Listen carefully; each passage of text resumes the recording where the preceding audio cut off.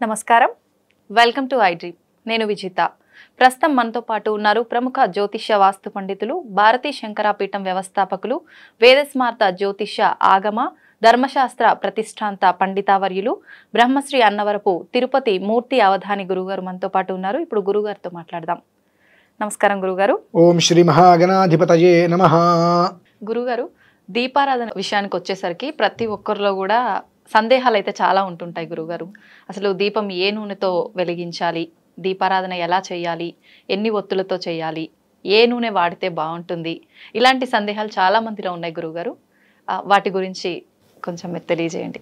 ఇన్ని అపోహలు అనవసరం. ఎందుకంటే దీపారాధనకు ఒక శ్లోకమే చెప్పింది. ఓకే. సాజ్యం త్రివర్తి సంయుక్తం వహ్నినా యోజితం ప్రియం గృహాన మంగళం దీపం త్రైలోక్య తిమిరాపహ భక్త్యా దీపం ప్రయచ్ఛామి దేవాయ పరమాత్మనే త్రాహిమాం నరకాత్ ఘోరాత్ దివ్య జ్యోతిర్ నమోస్తుతే అని. ఏం చెప్పబడింది అందులో? 3 ఒత్తులు. మనం ఒక ఒత్తి వేసేస్తాం, లేదంటే 2 ఒత్తులు వేస్తూ ఉంటాం. 3 ఒత్తులు దేనికది? బ్రహ్మ విష్ణు మహేశ్వరులు ముగ్గురికి 3 లోకాలకి కూడా తిమిరాపహ సంబంధించి 3 ఒత్తులు వేసి మనం దీపారాధన చేయాలి. అయితే ఇందులో కొన్ని విషయాలకి కుంభవత్తులు వేస్తాం. అది కుంభవత్తు ఒకటే ఉంటుంది. తర్వాత కామాక్షి కుంది అని ఉంటుంది, దానికి ఒకటే ఒత్తు ఉంటుంది. ఇవి నిత్య ప్రక్రియలో ఇవి వాడకూడదమ్మా. నిత్య ప్రక్రియలో ఇంట్లో చేసేటువంటి దానికి ప్రాథమికంగా ఆ ఇంట్లో పురుషుడు ఎవరైతే ఉంటాడో అతడు చేసేటువంటి దీపారాధన అనేటువంటిది ప్రధానంగా 3 ఒత్తులతో వెలిగించవలసిందే. అది నువ్వుల నూనె లేదా ఆవు నెయ్యి, 2. కొబ్బరి నూనె, విప్ప నూనె, ఆ నూనె, ఈ నూనె ఇవన్నీ కూడా వంశనాశనానికి, సంపద నాశనానికి, అరిష్టానికి మినహాయిస్తే ఇంట్లో వాడకూడదు. అంటే ఆ వంశనాశనం నేను అనకూడదు, కానీ ఎందుకు అనాల్సిన పరిస్థితి వచ్చిందంటే అది వద్దు అంటే వినరు. కొంచెం ఆ పదం అనేటువంటిది గట్టిగా వాడితే కొంచెం భయంతో అయినా అది వాడటం మానేస్తారు. కేవలం ఆవు నెయ్యి, నువ్వుల నూనె, ఈ 2 మాత్రమే దీపారాధనకు ఉపయోగం. కొన్ని ధన విధానం, నష్టధన ప్రాప్తి కోసం చేసేటువంటి వాటికి, కార్తవీర్యార్జున స్వామి వారికి వాళ్ళకి ఆవ నూనె వాడే వేరే. తంత్ర ప్రక్రియలో ఇక వేప నూనె, విప్ప నూనె అవన్నీ వాడుతూ ఉంటారు. కానీ నిత్యము ఇంట్లో సనాతనంగా ప్రతినిత్యము చేసేటువంటి దాంట్లో మాత్రం మనం కేవలము ఆవు నెయ్యి లేదా నువ్వుల నూనె, ఈ 2 మాత్రమే మనం వాడాలి. తర్వాత నేను అంటే ఇది కొంతమందికి నచ్చకపోవచ్చమ్మా, నేను చూస్తూ ఉంటాను. దీపారాధన చేసినప్పుడు అగ్గిపుల్ల వెలిగిస్తారు, దాంతో అగరవత్తి వెలిగిస్తారు, దాంతో దీపారాధన వెలిగిస్తారు. లేదా అగ్గిపుల్ల వెలిగించి ఏకహారతులు ఒక ఒత్తి పెట్టి ఆ ఒత్తి పెట్టి దీపారాధన వెలిగిస్తారు. ఏదైనా అగ్నే. త్రేతాగ్నులు ఎందుకు చేస్తున్నారు నాకు అర్థం కాదు. త్రేతాగ్నులు ఎందుకు చేస్తున్నారు అంటే 3 అగ్నిలే కదా అయినా ఇక్కడ. ఎందుకు చేస్తారు అంటే అగ్గిపుల్లతో వెలిగించకూడదండి. అగ్గిపుల్ల అంటరానిదా? అగ్గిపుల్ల అంటరానిదా? అగ్గిపుల్ల అంటరానిదా? దాని కెమికల్ ఉంటుందండి. ఓకే, అగరవత్తిలో కూడా కెమికల్ ఉందిగా. నూనె కెమికల్ లేకుండా నూనె వస్తుంది ఇప్పుడు. అంటే నీకు కెమికల్ లేకుండా రావాలంటే చెక్కుముక్కిరాలు పట్టుకోను, లేదంటే కనుక శమీ గర్భాదగ్నిం మంథతి, ఈ జమ్మి చెక్క అవి ఉంటాయి, అవి పట్టుకొని బాగా రాస్తే నిప్పు వస్తుంది. అందులోంచి తీసి నువ్వు చేయాలి. అప్పుడు అది చేస్తున్నావా? లేదు కదా. అక్కడ అగ్నికి నువ్వు దోషాన్ని ఎలా చూపిస్తున్నావు? దీపారాధన వెలిగించిన తర్వాత వేలు పెట్టినా ముట్టుకుంటుంది, అంటుకుంటుంది, అది నొప్పి వస్తుంది. అగరవత్తికి వెలిగించి చేపెట్టినా అంటుకుంటుంది, అగ్గిపుల్ల వెలిగించి చేపెట్టినా అంటుకుంటుంది. అంటే దాని స్వభావం ఒకటే ఉంది కదా, దాని స్వభావం అది మార్చుకోవట్లా. చాలామంది వాడు ఊసరి వెళ్ళి రంగులు మారుస్తాడు అంటూ ఉంటాడు. నేనంట ఊసరి వెళ్ళి రంగు మాత్రమే మారుస్తుంది, స్వభావం మారట్లేదుగా. నాకు అనిపిస్తుంది దాన్ని ఎందుకు తిట్టిపోసుకుంటారు? దాన్ని ఉసురు తగలడానికి కాకపోతే రంగులు మారుస్తుంది. అది దాని ప్రాణం మీదకి వచ్చినప్పుడు దాన్ని తనను తాను కాపాడుకోవడం కోసం రంగులు మారుస్తుంది. వ్యక్తిత్వ స్వభావాన్ని మార్చుకోవట్లేదు కదా అది. నేను రంగు మార్చాను కాబట్టి నేను కోతిని తినేస్తాను, లేదంటే పావును మింగేస్తాను అంటలేదు కదా. ఆ పురుగులను అది తినగలిగిందే తింటుంది మినహాయిస్తే రంగు మార్చాలని చెప్పి వ్యవహారం చేయట్లేదు కదా అది. అలానే ఆ జ్యోతి, మీరు దీపారాధన ఏది వెలిగించినప్పటికీ కూడా ఆ మంట అనేటువంటిది దాని స్వభావం మారట్లా. దాని స్వభావం మారుతుందని చెప్పి త్రేతాగ్నులుగా మీరు చేస్తున్నారు. మనం మామూలుగా ఒక ఇంట్లో 2 కుంపట్లు, 2 పొయ్యిలు ఉండకూడదు అంటూ ఉంటారు. అంటే ఏంటి? మామూలుగా దంపతులు ఉన్నారు, వివాహం అయిన తర్వాత వాళ్ళు కూడా ఇదే ఇంట్లో ఉంటుంటారు. కొంతమంది ఏం చేస్తారంటే నాకు అత్తగారితో పడట్లేదు సంథింగ్ పైకి వెళ్ళిపోయి ఉంటారు, ఒకే ఇంట్లో పైన ఉంటుంటారు. ఆ 2 వంటలు పనికిరావు. పైన ఉంటే ఉన్నారు, వంట ఒకే చోట పెట్టాలి, 2 అగ్నిలు పెట్టకూడదు. అటువంటి త్రేతాగ్నులు ఎలా చేస్తున్నారు మీరు అంటే అంటే ఒకదానికి ముట్టిస్తున్నారు. ఆ ముట్టించే దాని గురించి నేను మాట్లాడుతున్నా. నువ్వు అగ్గిపులు వెలిగించి అంటించేయి, దాంట్లో అంటించకూడదు అనేటువంటి అది పనికిరాంతి నువ్వు ఎలా భావిస్తున్నావు అంటే మన ఆలోచన అక్కడ. ఇటువంటివన్నీ కూడా మనస్సులో పెట్టుకొని శంక పెట్టుకొని అగ్నికి అంటరాంతరం చేస్తున్నాం కదా మనం. అగ్నిని ఈ అగ్ని పనికిరాదు అంటున్నాం. ఆహా, ఆ అగ్ని పనికిరాదు, ఈ అగ్నితో ఈ అగ్ని అంటించావు, అక్కడ కూడా దాని వల్లే కదా. అదే దీంతో దీపారాధన చేయవు. ఏంటంటే దేని నుంచి వచ్చింది అగ్ని? నీకు ఆ పొలం నుంచి వచ్చింది, మనం వద్దనుకున్నామో దాని నుంచే వచ్చింది. అంటే ఈ చిన్న ఆలోచన ఎందుకు చేయట్లేదు అంటే ఇటువంటివి చేస్తూ ఆ లోపల అనుమానాలు ఉంచుకొని ఇటువంటివి చేస్తూ ఉంటే మనకు ఎందుకు ఫలితాలు వస్తాయమ్మా? ఇంకా దీని మీద అనవసరమైనటువంటి అపోహలు వస్తూ ఉంటాయి. ఇంకొంతమంది దీపారాధన పెట్టేసిన తర్వాత అందరూ కూడా అర్థం చేసుకోండి, చెప్పేటువంటిది ఏదో నోటుకు వచ్చింది అని చెప్పట్లేదు. మనం ప్రతినిత్యం చేసేటువంటి చిన్న చిన్న పొరపాటు చిన్నదే కదా అనుకుంటాం. జీవితానికి ఉదాహరణకి తీసుకోండి, జీవితం బాగుపడాలన్నా నాశనం కావాలన్నా చిన్న చాలు, అంతకుమించి పెద్దది అవసరం లేదు.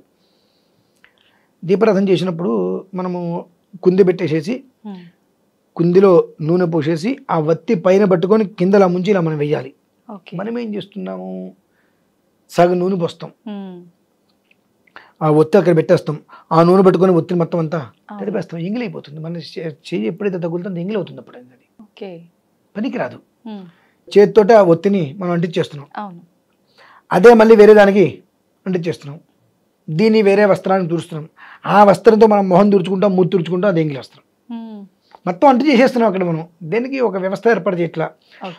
మామూలుగా పెట్టిన తర్వాత దీపారాధన వెలిగించిన తర్వాత బొట్లు పెట్టిన తర్వాత మళ్ళీ నూనె వడ్డిస్తూ ఉంటారు. చాలా తప్పు పద్ధతి అది.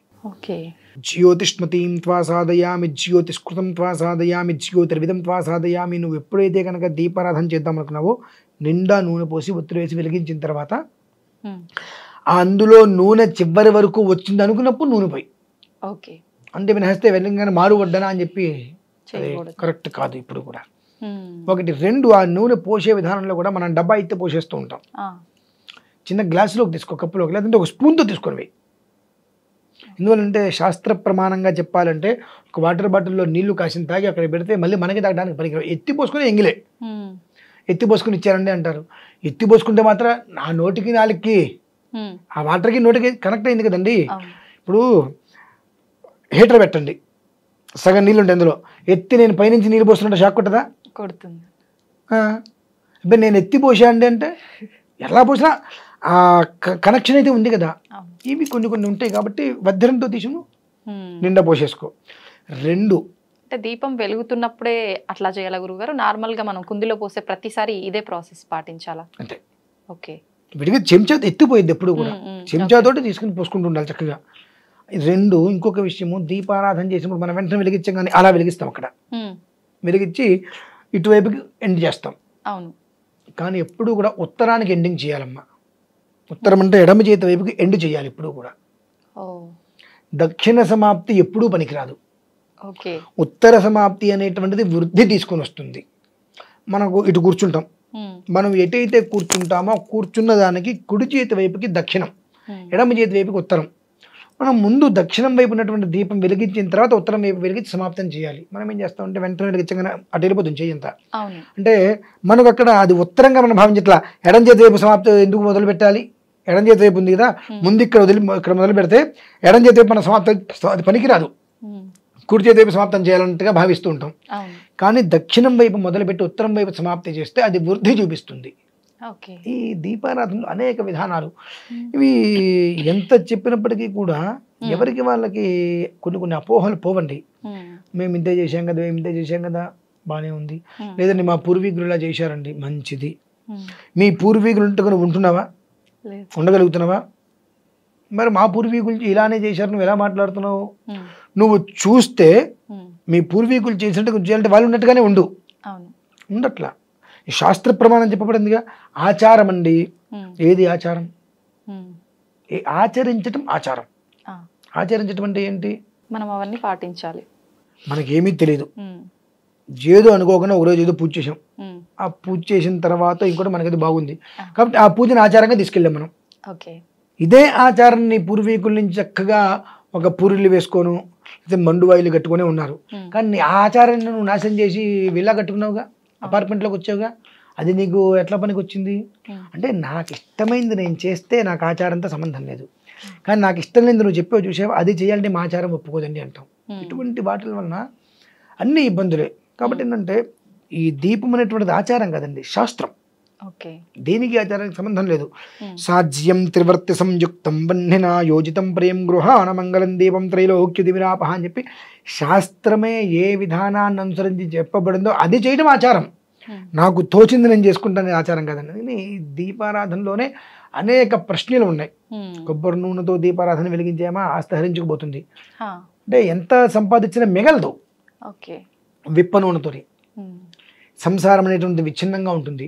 ఎప్పుడూ కూడా భూతప్రేత పిశాచ గమనాలు మనకు స్వప్నంలో వస్తూ ఉంటాయి. అవి దేనికి చేయాలి? తంత్ర పద్ధతిలో తాంత్రిక క్రియలో ఈ విప్ప నూనె వాడతాం. ఉమ్, మనకు బాగా నష్టం కలుగుతుంది. ఆ నష్టధనం నుంచి బయటికి రావడం కోసం చేసేటువంటి ప్రక్రియలో కార్తవీర్యార్జునుడికి ఆవ నూనె వాడతాం. ఓకే. అదొక్కటే ఈ దైవికంగా చేసే దాంట్లో ప్రత్యేకంగా వాడతాం. మిగిలినది ఏదైనప్పటికీ కూడా ఆవు నెయ్యి లేదంటే నువ్వుల నూనె ఇవి మినహాయిస్తే ఉమ్, మూడోది ఏది వాడకుండా ఉండటం, ఈ విధానాన్ని అనుసరించటం. ఉమ్, అగ్గిపుల్ల వెలిగిస్తాను, అగరవత్తి వెలిగిస్తాను, లేదంటే ఇంకొకటి జ్యోతి వెలిగిస్తాను, దాని నుంచి దీపారాధన చేస్తాను, ఇవన్నీ కూడా అప్రస్తుతమైనటువంటివి. ఓకే. ఇకపోతే 3 మనం దీపారాధన వెలిగించినప్పుడు అవి ఏమిటో మనమే పెట్టుకుంటాం. ఆ, 3 ఒత్తులు పెడతాం. అవును. ఆ 3 ఒత్తులు మనం ఇటు పెట్టు, ఇక్కడ దేవుడు అటు ఉంటాడు, ఆ, మనం ఎదురుకుండా కూర్చుంటాం, మనకు ఎదురుకుండా పెట్టుకుంటాం ఒత్తులు. ఏది నాకు అది అర్థం కాదు. ఎవరికి దీపం పెడుతున్నావు అక్కడ? భగవంతునికి.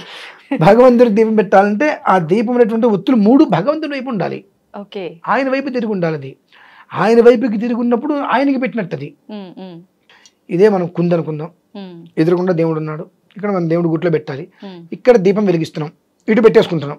అవునండి. ఎవరికి పెడుతున్నాం మనం? మన- మనకెందుకు అసలు? ఉమ్, అటు భగవంతుడు ఉన్నప్పుడు భగవంతుడు వైపు పెట్టు. 1 2 3 3 భగవంతుడికి వచ్చి ఇటు 3 అటు పెట్టుకున్నాం, భగవంతుడికి మూడు పెట్టుకో. వత్తులు సపరేట్ సపరేట్ పెట్టాలి. ఓకే. ఓకే. ఉమ్, అది భగవంతుడికి పెట్టుకో. అది నీ వైపు పెట్టుకుంటే ఎవరికి ఉపయోగం? Hmm. ఎన్ని పూజలు చేస్తున్నావు, నీకెందుకు దీపం?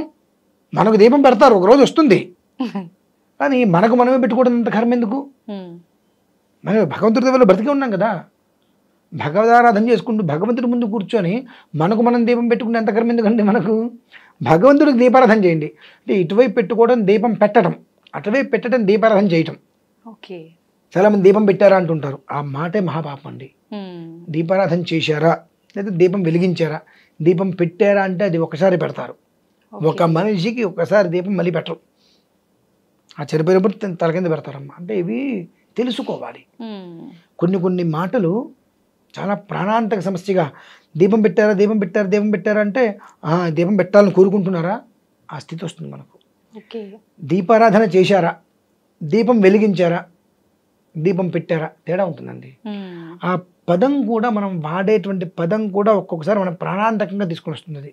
ఆహా. కాబట్టి కొన్ని మాటలు మనం మాట్లాడేటప్పుడు కూడా కొంచెం జాగ్రత్త పడటం అనేటువంటిది చాలా ఉపయోగం. కాబట్టి ఈ దీపారాధన విషయంలో తగు జాగ్రత్తగా ఉండటం వలన చాలా యోగవంతమైనటువంటి జీవితం వస్తుంది. ఉమ్, ఆ చిన్న దీపం చాలు కొండంత వెలుతురునివ్వడానికి, కొండంత భస్మము తేవటానికి. ఉమ్, కొండంత భస్మం చేయాలన్నా, కొండంత వెలుతురు చేయాలన్నా ఆ ఒక్క చిన్న దీపం చాలు.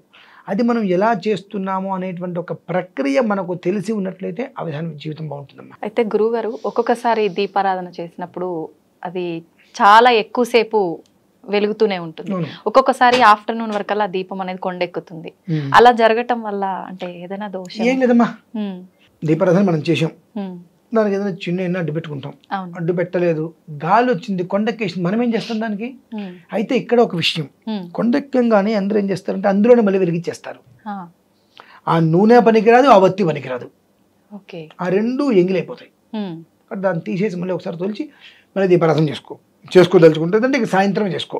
ఉమ్, కొండెక్కే ముందు నువ్వు చూసావంటే నూనె పోయి, ఉమ్, ఉమ్, లేదు కొండెక్కేసిన తర్వాత చూసావు, దాని గురించి పట్టించుకోద్దు. ఇంకా ఓకే. సాయంత్రం తీసేసి శుభ్రంగా కడిగి మళ్ళీ చేసుకో కావాలంటే. అంతేమైనా హాయిస్తే కొండెక్కేసింది కదా అని చెప్పి మళ్ళీ అదే ఒత్తిలో దీపారాధన చేసిన పాపమే, ఆ ఒత్తి తీసేసి అదే నూనెలో కొత్తగా ఒత్తి వేసి దీపారాధన చేసిన పాపమే. ఆ నూనె, ఆ ఒత్తి రెండు తీసేసి శుభ్రంగా తులిచి మళ్ళీ చేసుకోవాలి. అంటే ప్రతిరోజు మనం దీపారాధన చేసేటప్పుడు ఖచ్చితంగా అందులో ఉన్న ఆయిల్ తీసేయాల్సిందండి. జనరల్ గా చాలా మంది ఒత్తులు మాత్రం మార్చి అదే ఆయిల్లో మళ్ళీ ఫిల్ చేసి చేస్తూ ఉంటారు గురుగారు. ఓకే. ఇప్పుడు చిన్న లాజిక్, మీ ఇంట్లో పాలు ఉన్నాయి, ఇవాళ పాలు కాచారు, పాలు మిగిలినాయి, ఆ పాలల్లో రేపొద్దున మళ్ళీ పాలు కాస్తారు మీరు? లేదండి. ఏదంటే మరి పాలు విరిగిపోతాయి కదండి అందులోనే. అంటే పుణ్యం పోయినా పర్లేదు కానీ పాలు విరగకూడదమ్మా. అది ఆ లాజిక్ తెలియదు కదండి. అలా చేస్తే తెలిసిదే ఉందమ్మా. పాలల్లో ఇవాళ ఉన్న పాలలో రేపు పాలు పోస్తుంటే విరిగిపోతున్నాయి, కాచడానికి ప్రయత్నం చేస్తుంటే. అటువంటిది ఇవాళ వెలిగించి నూనె ఆగిపోయింది, అందులో రేపొద్దు మళ్ళీ ఒత్తి వేసేలా వెలిగిస్తున్నాం, ఆ నూనె తీసేసేది కదా. అంటే ఇక్కడ ఏమవుతుందంటే చిన్న విషయం, ఒక కప్పు టీ, ఒక కప్పు నెయ్యి పెట్టండి, రెండిట్లో ఈగలు పడతాయి. టీ కప్పు ఏమో పక్కన పడేస్తారు, కాఫీ నేతి కప్పులోంచి ఈగను తీసేస్తారు. నెయ్యి వాడే పదార్థమే, టీ వాడే పదార్థమే. టీ 20 రూపాయలతో వచ్చేసేసింది, ఈ నెయ్యి ఇంత గ్లాసు ఉంటే 100 రూపాయలు పెట్టాల్సి వస్తుంది, కాబట్టి ఆ ఏగని తీసేసి నెయ్యి వాడుకున్నారు. ఆ టీ 20 రూపాయలు కాబట్టి టీని పక్కన పడేసాం. ఇది పోవాలి, అది పోతేనే మనం బాగుంటాం. అది ఉన్నప్పుడు మనం ఎక్కడ బాగుంటాం అసలు? ఆ వ్యత్యాసం అనేటువంటి మనం చూపించద్దు. చూపిస్తావా, నెయ్యి కూడా పక్కన పడే, నెయ్యి పక్కన పడేసేటువంటి స్థాయి నీకుందా, వ్యత్యాసం చూపించు, లేదా వ్యత్యాసం చూపించు. ఓకే, అంతే. చాలా బాగా సమాధానం చెప్పారు గురుగారు చాలా మందికి. నిజంగా థ్యాంక్ యూ గురుగారు.